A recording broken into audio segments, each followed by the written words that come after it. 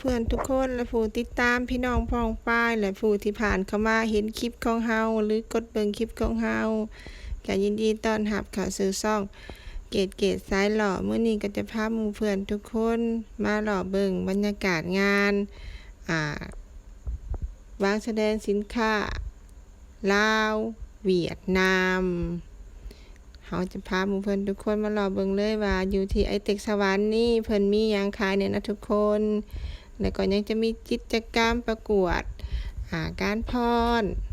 แล้วก็ประกวดนางสาวปฏิทินเนาะทุกคน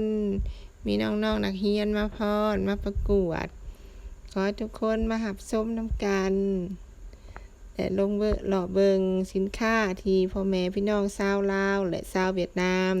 ได้นำมาขายคันหมู่เพื่อนผู้ใดได้กายไอเต็กสวรรค์ก็ขอให้แวะเข้ามาอุดหนุนซอยพ่อค้าแม่ค้าทั้งหลายเพื่อกระตุ้นเศรษฐกิจให้แก่ประเทศของเฮาและเพื่อเป็นกำลังใจให้แม่ค้าชาวขายทุกคนเนาะวันนี้ตัวเกตเองก็สิบ่ได้บรรยายหลายเนาะให้หมู่เพื่อนทุกคนได้เบิ่งภาพบรรยากาศไปเลยเนาะหลังจากที่เบิ่งคลิปของเฮาแล้วก็อย่าลืมกดติดตามกันเด้อทุกคนอย่างที่เฮาเขียนไว้ใน YouTube หั่นแหละเนาะคันว่า YouTube ได้ผ่านกฎแล้วเฮาได้เงินอุดหนุนจาก YouTube เฮาก็จะไปหาเฮ็ดคลิปอยู่แถวชนบท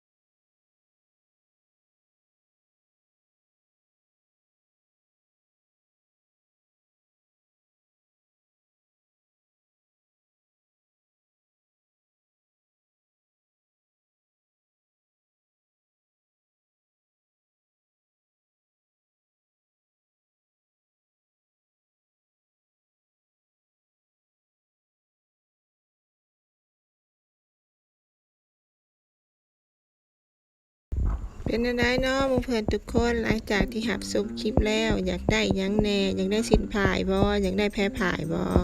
แพรพายเอาไปตัดเสื้อหนุ่งยามร้อนเย็นๆได้ทุกคนหรือจะพาลูกหลานเข้ามาลิ้นเครื่องลิ้นหรือว่าอยากมาเลาะช็อปซื้อสินค้าก็ได้เนาะทางสั้นลุมเพิ่นมีมินิ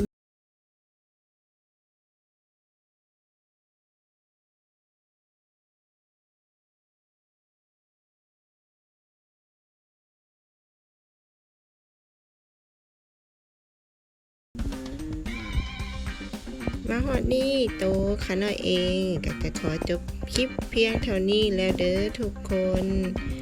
บ๊ายบายทุกคนเจอกันในคลิปหน้าเด้อ